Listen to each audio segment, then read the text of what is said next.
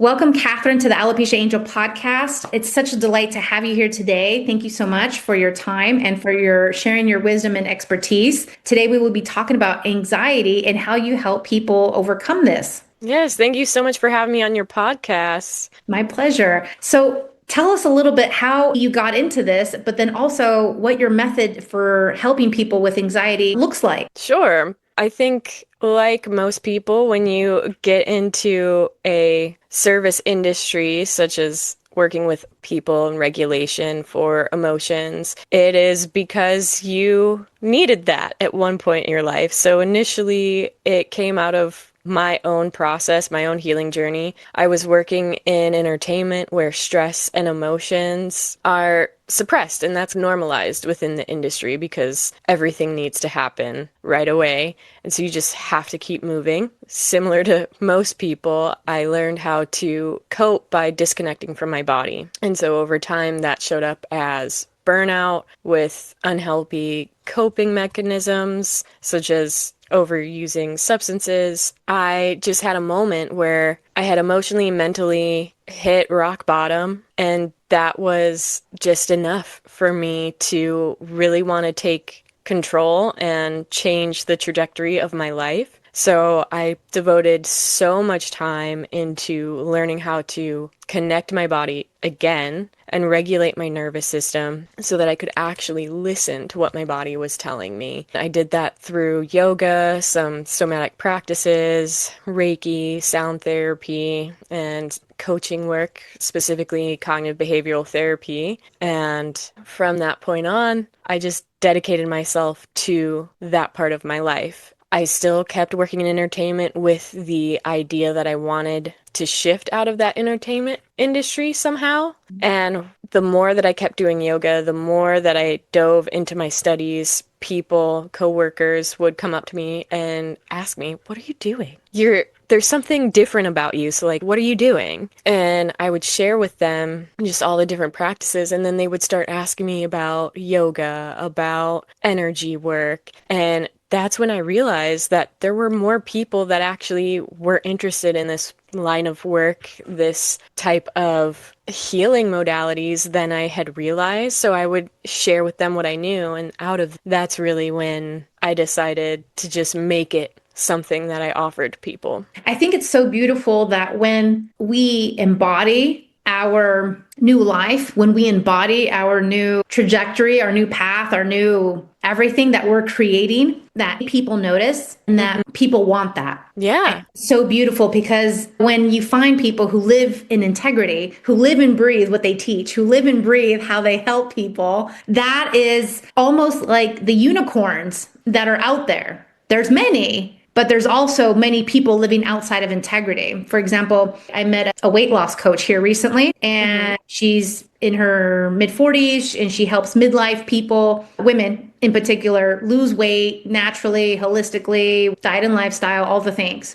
all focused on weight loss. However, she confided in me that she started taking a GLP-1 and she lost the 20 pounds that were like nagging on her for the last couple years in like 3 months. And I was just like, Okay. no judgment. Like, However, you're not living in integrity. And I find this on and on and on and on. I just saw yesterday in the news, like this coach in California was now with access to young girls, went down the wrong path and now is like in jail for all these things. It's a constant, whether it's teachers or leaders or popes or priests or weight loss coach or hair yeah. loss coaches, like it's rampant. And I'm like, why is there such a lack of integrity with people? And to me, I hold integrity so tightly because it's who you are. It represents who you are, your name, not just your business, but your name, like who you show up as. It has an ethical side to it, of course, but then it attracts or doesn't attract people to you. Like how good would you be if you were going down the wrong route, addicted to ice cream or anything else? How would you be helping others? Impossible. Just like me, bald in front of you, there's no way I could be helping people with hair loss. It doesn't work that way.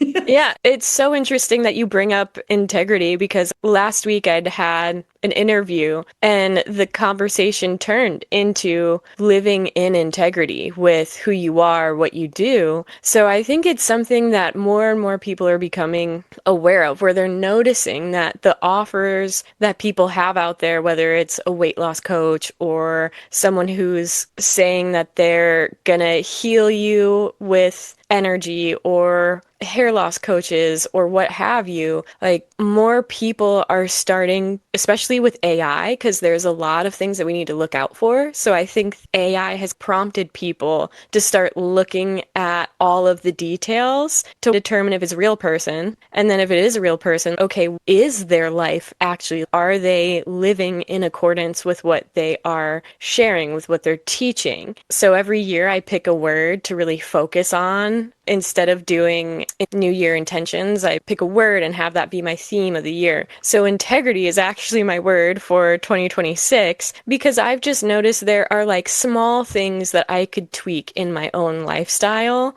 to refine myself and be even truer to what it is that I teach, what I offer. And no one pointed that out to me. No one said, hey, you're living out of integrity. It's just things that I've noticed where I'm like, okay, like I have been eating more sugar recently, and you can develop like sugar cravings and lean into that, especially for comfort. I'm like, yeah, I don't want to develop that. So I'm just going to tighten that for myself and keep going. And I can use all of the tools that I work with my clients with to help with that. I love that integrity just is becoming aware. There's more awareness to it. And I love that more and more people are questioning for themselves. Are they living in integrity? And then you have the people who are sweeping it under the rug, which, as you said, when you're in integrity, people are drawn to you. So the people that are sweeping it under the rug, they're probably going to see a decline in their business and their circle of people that they hang out with as well. And the thing is, too, it's like, as someone who loves to grow and help others grow too, I always find it that I want to surround myself by people with integrity as well. It's twofold. It's not just me, but it's those around me. I think maybe for listeners,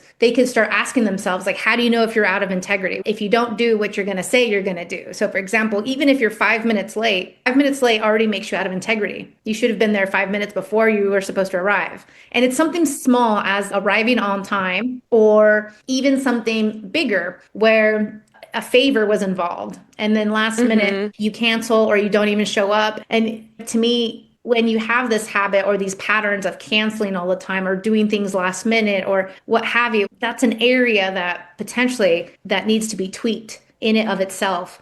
And then, of course, there's diet, there's lifestyle, there's settling or accepting certain behaviors and attitudes from people, or having to say okay and settle because of one excuse or two or three or four different types of excuses, or let's say because it's family or because it's a friend or because your friend is married to Tom and you don't like Tom and you just Yeah. accept it and go with the flow. I have like strong boundaries, and I think those strong boundaries have allowed so much freedom and so much peace in my life, where if you're not in integrity or if you're just not, I don't know, giving me good vibes, then we're just gonna just cut it off right here. Like no harm, no foul. I'm just like not feeling it. That's reading someone's energy. So not every single energy is going to mesh with another person's energy. I'm very similar. It's like the person may have done absolutely nothing wrong. They're just living their life the way that they want to live it. But energetically, it's just not a match for me and that person. That's okay. No harm, no foul. Lovingly wish you the best. I'm going to be over here. You can be over there doing what you do. Keep going that Yeah. way. So tell me, how do you work with clients energetically? Yeah, so I do a couple of different things with them. So initially, my business, my practice all started with yoga, and then I started incorporating cognitive behavioral therapy because with yoga, for myself, I noticed it just got to a point when I was really ready to change and transition my lifestyle. There was a lot of emotions that I had been suppressing, and yoga can help those emotions be released within the body. And at the height of my yoga practice at that time, I would be doing yoga and I'd just start crying, like start bawling. It was to the point where I had a dedicated journal by my yoga mat where I would just stop doing yoga and write down the feelings, write down the thoughts that were coming through. And as I was doing that, I noticed that a lot of my thoughts about myself, about the way that I was living, were very negative. It was very much saying that I was along the lines of a terrible person and not worth much. Those things weren't true, but that's what I was telling myself. And in order to shift those thoughts, I turned to cognitive behavioral therapy and started to look for the evidence that those thoughts were true. Of course, there was very little evidence that those thoughts were true. So then it was shifting my attention to what is happening in my reality. What is the evidence that goes against these thoughts? I was able to see that I'm a very kind, caring person. I want to make sure that I'm taking care of, all those around me are taken care of. That helped me build new thought patterns for myself. And from there, I got introduced to Reiki, which is a form of energy work. I like to describe it as a massage for your energy, as it's assessing where your own energetic imbalances are and then working to connect all the lines of communications, all the different energy systems together in your body so they're all communicating and you can function at a better level. And so I use Reiki, yoga, and CBT, and I also do sound therapy. So that is a great way to really, no pun intended, amplify the energy so that it really comes up to the surface. Because if you're suppressing a lot of emotions or even past situations that you haven't processed,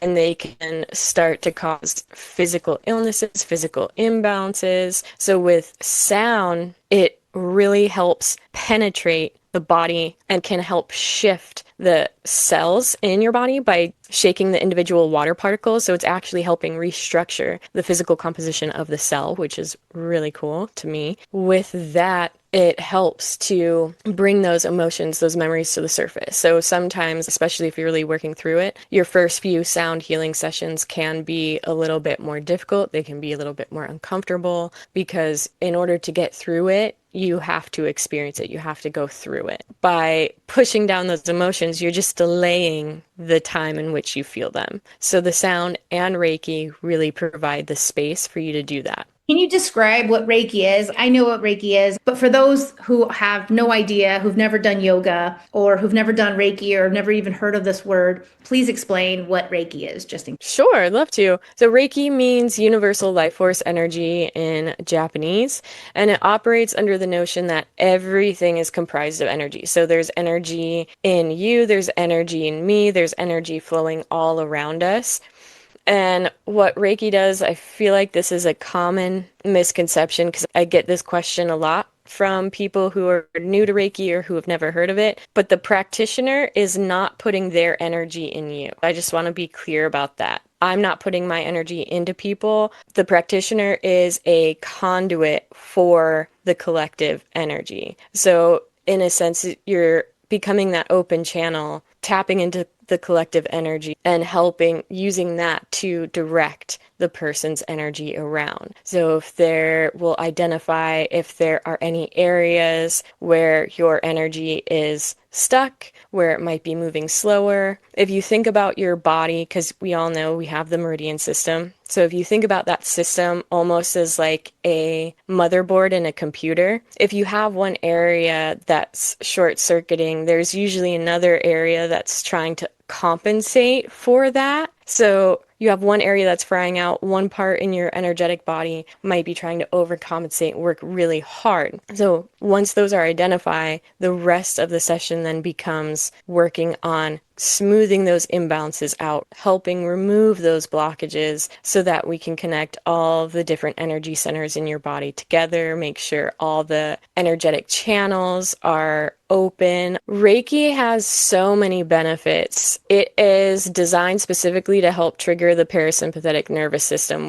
that's the relaxation, getting you out of the fight or flight. So with that, it helps with anxiety, stress, it can help with depression. It's been known to help with insomnia, high blood pressure. It's also been shown that it helps with chronic pain, and joint inflammation. And recently, in the past about 5 to 8 years, there have been a lot of studies done that show Reiki helps with the symptoms that the cancer treatment brings on. So with chemo and radiation, there's a lot of fatigue and nausea that can happen to the body, and Reiki helps combat those symptoms. So I think it's really good to get Reiki as a supplement if anyone is going through some treatment like that. As for how many sessions does someone need, that all depends on what they're going through and what is going on in their energy. One of the beautiful things about Reiki is that every session can be different based on what the participant is experiencing. So if they come in with frazzled, stressed energy, then that session is going to be more focused on bringing them into a calmer state, reducing that frazzledness. If they're working on grief and loss, then there is probably going to be a lot of sadness living around the heart and the hips. So that might require a couple of different sessions to really open that space so that it can be released. Okay. Beautifully said. Sometimes I think about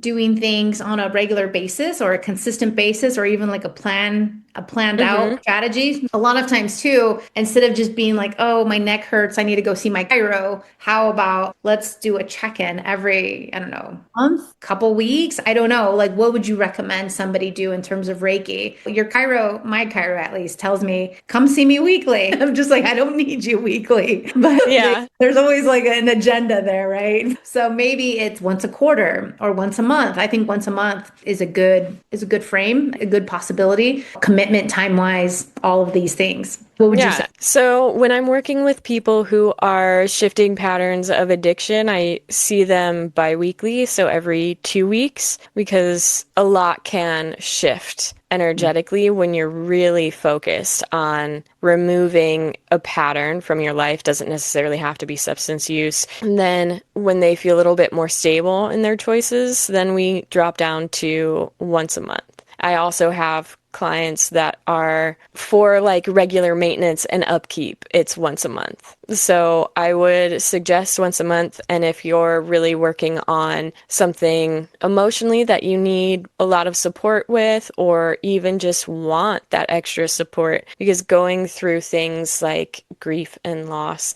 that's really heavy. And once a month might not be enough for that. So I would start with twice a month, doing every other week, and see how that feels. And during the holidays, there is a heaviness cloaks people. The holidays do trigger emotions. It triggers so many things for people. Sometimes it's a great thing and everyone's in this jolly spirit. And then other times it could be a little doom and gloom. You just don't know how certain times of the year will trigger people for sentiments and memories, or the past, or even what could have been, and all these other ideas in their head. So talk to me a little bit more about your cognitive behavioral therapy. Sure. So with all the modalities that I use, I've created the neuroresonance method, which is a combination of some sort of movement. Doesn't always have to be yoga, because not everybody feels yoga, right? Some people would rather prefer to run or go work out, but it is important that we're moving the physical body in some way. So it's a movement-based practice, sound therapy, Reiki, and behavioral therapy. With that, people will come to me with something that they want to change in their life. So for this example, let's say that they want to shift the belief that they are not worthy good of healing. I was just going to say that, actually. Yeah, that's a big one. A lot of people think that, like, why should I heal when there's so many other people who are out there sick? Why not you? Like, this is the Yeah. way we help people. Is like, when you heal, then you can help somebody else. Yeah, and you can't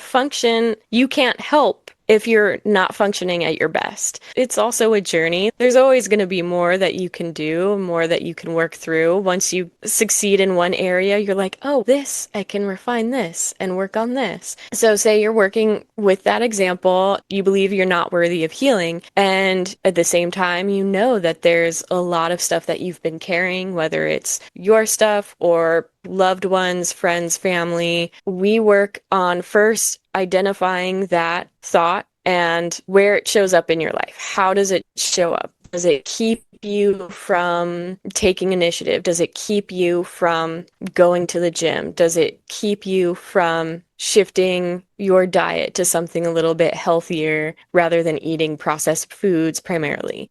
We create a goal as to what it is that you want. Like, how do you want to live? What would your life look like if you did believe that you were worthy of healing? What would you be doing in a day? How would you carry yourself? How would you speak? So once we have all of those details laid out, that's like our goal. That's what we're aiming for. Then it's time to what I call unravel the sweater. So we're going to pull apart that thought of not feeling worthy enough. That thought often comes from experiences that happened in the past, typically in childhood or the teen years. Then it's reminding the body that we're in a completely different time and space than when those thoughts first occurred. And that's where the energy work will come in, because we want to remind the nervous system, remind the body that we are safe. So before we can go deeper into the work, it's taking a moment, some time to really ground and to feel the body. Where do these thoughts or feelings show up? Is there a sensation that you physically feel? Whether it's maybe a really warm sensation, sometimes it can almost feel like pain. So we'll identify that and target that through Reiki and sound therapy. And also that's what the movement is for, because once we know where it's living in the body, we can create stretches to help open and release that area and use breath work to help guide the breath there and do some nice visualization of how breathing in like this beautiful warm golden light, and then when you exhale you're sending it down to that part in the body and watching that pain or that sensation, whatever it may be, disintegrate out of your body, out of the energetic body, until it's just completely gone. It's just faded out into the distance so far away you can't even see it. And then we'll revisit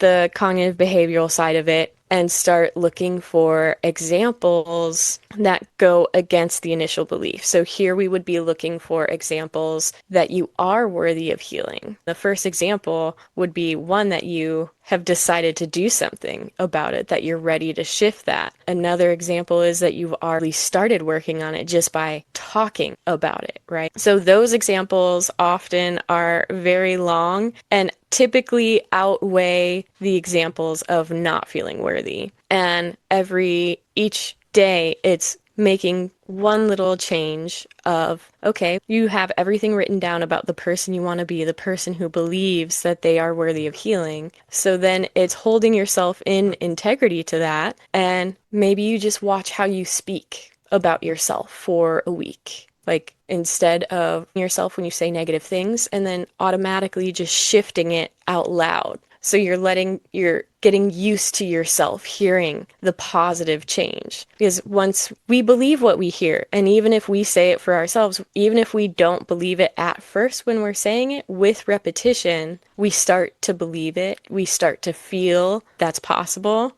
And then that becomes motivating in and of itself. I believe I'm worthy of healing. You know what I'm going to do? I'm going to go to the gym and work out today. Or I'm going to schedule another Reiki session because I feel like I could use some help moving some of this energy through my body. And maybe it's even scheduling an appointment with your chiropractor or a doctor because you're like, I don't know the last time I got a physical and I want to take care of myself because I'm worthy of healing. So let's be proactive. Yeah, so true. I find that when people are waiting for a diagnosis, when they're waiting for symptoms, when they're waiting for the ball to drop, that's when the ball becomes very big and even heavier than it should be, more proactive.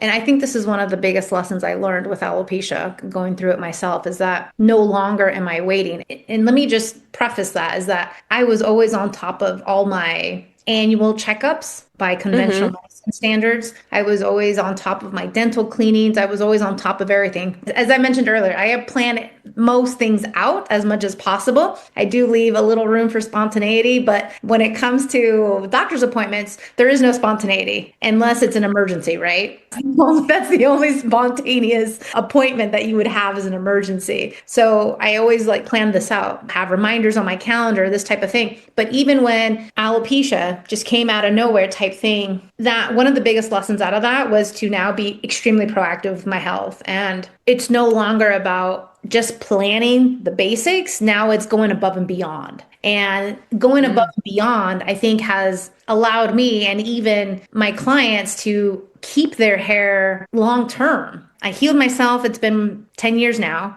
alopecia free. And it's just Wow. it's one of those things where you don't have to worry about it. And it's this peace of mind when you're proactive with your health that you can do so much more for yourself. And I'm thinking Mm-hmm. about somebody in particular. She has this pain in her jaw and her tooth, not a client, but a family friend. And it's been going on for 6 months. And I'm like, Oof. why? Why 6 months? Why is it taking this long for you to do something? Why are you just okay with what one person, one doctor, one diagnosis, one opinion, one, you know what I mean? There's just Mm-hmm. so much out there to do, living in pain, whether it's physical pain or whether it's mental or emotional or any type of pain or worry or concern in regards to our health, I think deserves the utmost attention immediately because the longer it lingers, the worse it gets. It's not going to get any better if you do nothing. It's not going to resolve on its own, whether it's the pain in this jaw or grief or anything else. It's not going to resolve on its own. It needs help. And so this is a call to action for all my listeners. If you're going through something, which more than likely you're going through hair loss, but you may be going through other things too, it's a call to action to get going, to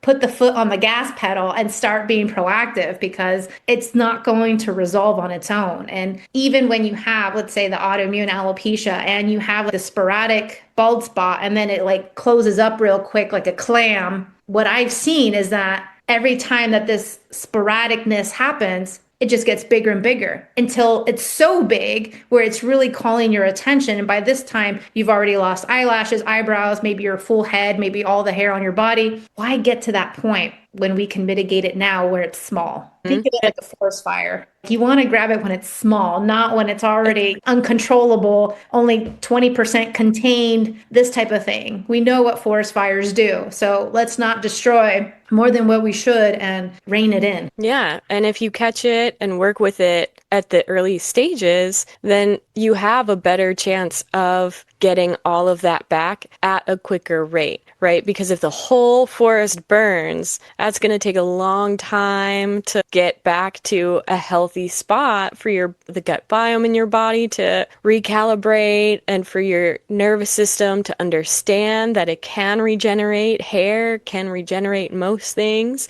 And so if it's all completely gone, then there's a lot more work to do to recoup all of that, to recover. So if you catch it at its infancy or as soon as you notice it, the better it'll be, the easier and faster it'll be to take care of that and to respond. I think that's something that a lot of people get scared about, right? Because when something happens like that, they think, oh, why me? Or I'm alone in this. They don't necessarily start looking for help or other avenues that they can turn to. What I've noticed that when with like health, especially health challenges or any diagnosis that we're going for, I choose, and this is the key word here, I choose to see them as almost a learning lesson. What Mm-hmm. is it here that I need to learn? What is it here that I need to reevaluate? What is it here that I need to think, do, and believe differently? Think, do, and live differently in order for this not to happen again. And Yeah. just like anything else, just if you had a bad breakup with somebody or a car accident or a mishap and you broke a glass, what is it that needs to happen differently or precautionary checks and balances so that this doesn't happen again? Same thing. That's the way I think a little bit. And so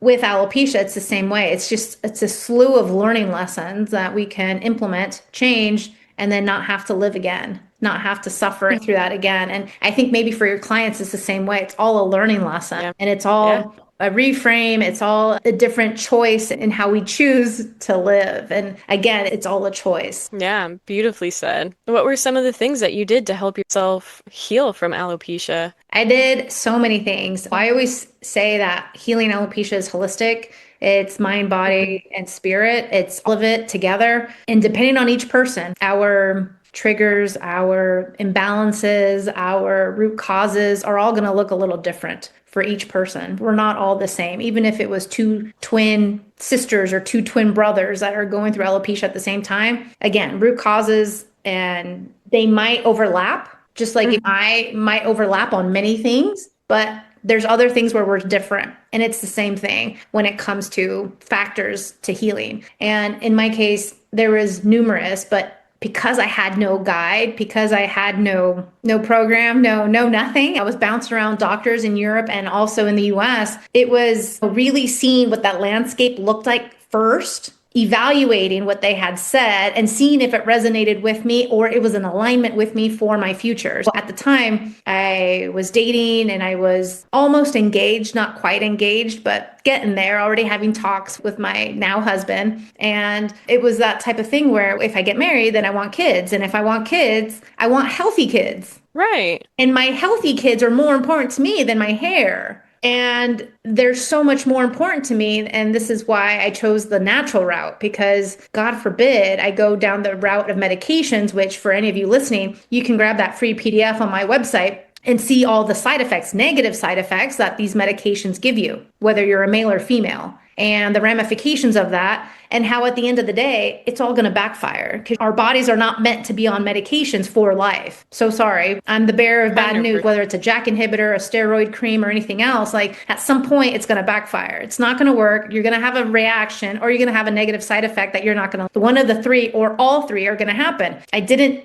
do any of it because I knew I had done my research, and this is what many people don't do. I had done my research and I was like, nope, all of this seems too chancy for just a 10% opportunity for hair growth. None of these Right. medications give you the full hair growth guarantee. None of it does. So if there's no guarantee except for possible side effects and all these other negative things, I was just like, no, that's not me. Not doing it. Fertility is so much more important, especially when you're in your 30s. Not chancing it. No, it's a risk I didn't want to take. So I went the natural and holistic route. And in this, you're throwing all kinds of things to the wall to see what sticks. And it wasn't until year four, mind you, that finally this veil of symptoms allowed me to feel like my old self. Wow. And the thing is, people think alopecia is just hair loss, and it's not. It was insomnia, which I never had before. It was dry eyes and dry skin, which I never had before. It was, of course, massive hair loss, the bald spots, but then all over hair shedding as well. It was also depression, anxiety, and all these other ancillary things that I had never gone through or done before.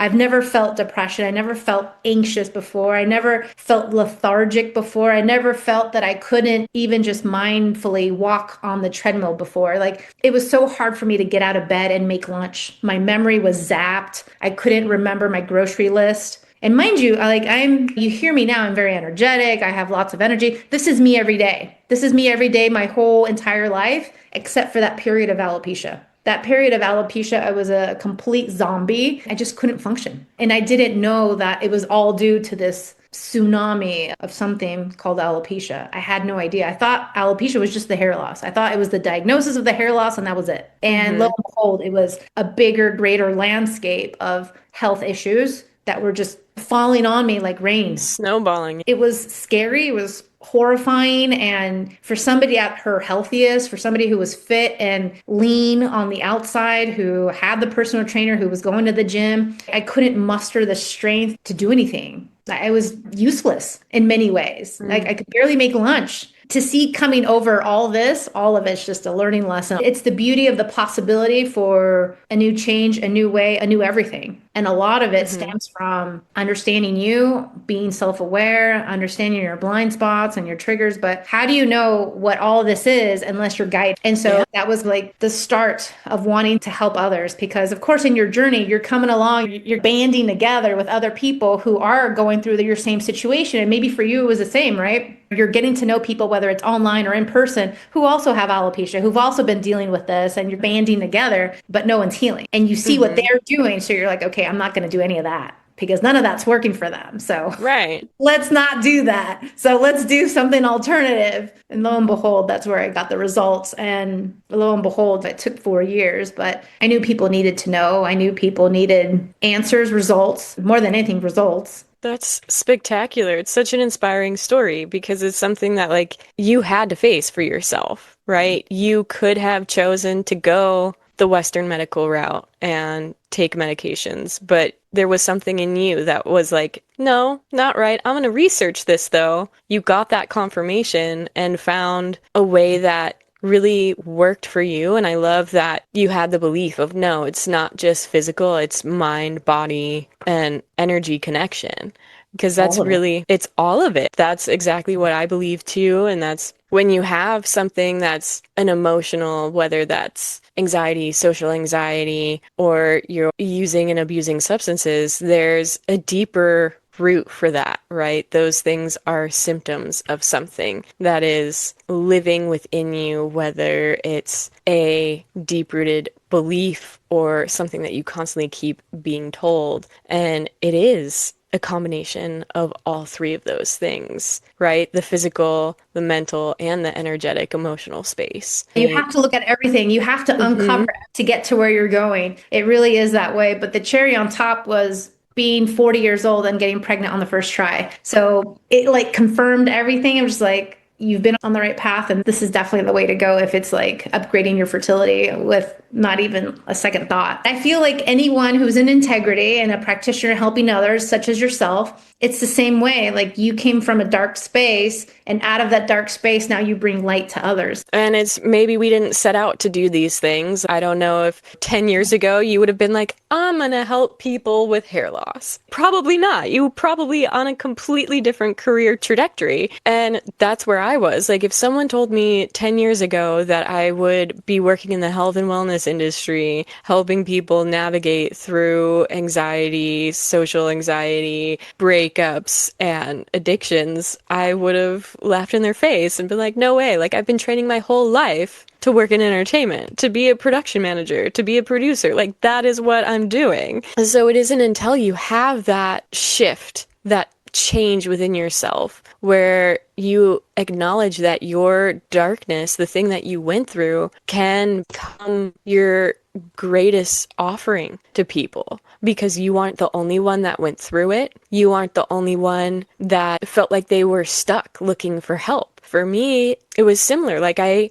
didn't know who to turn to. Like, I was seeing a therapist and a coach. And when you have anxiety, a quick fix is to put you on anti-anxiety meds or antidepressants. And I knew that I didn't want to do those things because I'd seen what that does to people. And it's also really hard to move off of them. So it is a big process that revolves slowly titrating the dosage down. And that wasn't something that I was willing to do. I just knew. I was like, there's a way to do this because, yes, my body has an imbalance. And it doesn't mean that I only have to look at the chemicals that are being produced in my brain. If my body has an imbalance, everything is energy. So even chemicals are energy. So how can I work on shifting the energy and work on shifting the mental state? And so everything's connected. It's really having the whole picture by looking at everything. It's not just pinpointing it to this one little thing, because then we get stuck. We fixate on that one thing, and it most likely isn't going to solve the problem for us long term. Short term, sure. But long term, there are going to be other symptoms that pop up. So true. So tell me, how do people work with you? Is it online? Is it in person? Do you do retreats? Do you have a studio? How do people connect with you, and where can they connect with you?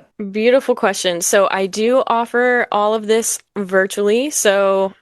Though I am based in San Diego, I have a studio space in Oceanside where I offer in-person sound healings, Reiki. We can do coaching in person. If you're not in Oceanside, Ocean Beach or San Diego, you can reach out to me virtually and we could set something up very easily. You can find me on social media under the handle of Eipl Healing, and same for TikTok and Facebook, EIPL Healing. Or you can go to my website and schedule a session directly from there, and that's eiplhealing.com. So I highly recommend checking it out. And then for anyone who's curious about what cognitive behavioral therapy can do, what the neuroresonance method is, I want to offer you a free session where we'll start to map out like where you are right now, and then what is that dream, that goal version of yourself that you want to strive for. So there we'll start to lay out what that groundwork, that roadmap process from where you are now to where you want to go would look like. I hope all my listeners take advantage of that. So thank you, Kathryn, for your generosity. That is so beautiful of you. And I'm very excited because I want to start the year off with lots of things that we can be doing to improve. And so if my listeners are thinking of doing something to improve, even if it's just out of curiosity, book that session, go speak to Kathryn and see what more we can be doing. Because at the end of the day, that's what it's all about. I am a lifelong learner. I can already see that Kathryn is too. And after seeing a couple documentaries from very highly successful people, I see that's one thing that they always do. They always learn something new every day. And when you learn something new, when you have this attitude of learning and being open to things, this is where we can have opportunities to improve and to be our best. And so really, it's a journey that we choose and decide to do. And it's about just being open and moving forward into that openness. 100%. We're here. How can we help each other? How can we support each other? And I can tell you love what you do. I love what I do. So I just I'm here to support people any way that I can. I appreciate that. Likewise, Kathryn, I'm here for you. Thank you so much for your time. Thank you for all your wisdom. And I look forward to hearing back about people who've done these calls with you. I'd love to hear and see how many signed up, and hopefully everyone is getting their curiosity quenched and learning more with you. Yeah, I'd love to. I'll keep you posted as to how it goes. Please do. Thank you so much. Take care. Bye-bye. Bye. Thank you for listening to the Alopecia Angel podcast, a positive light in healing alopecia. You can do this and we can help. Spread the word that reversing alopecia is possible by telling your friends and family.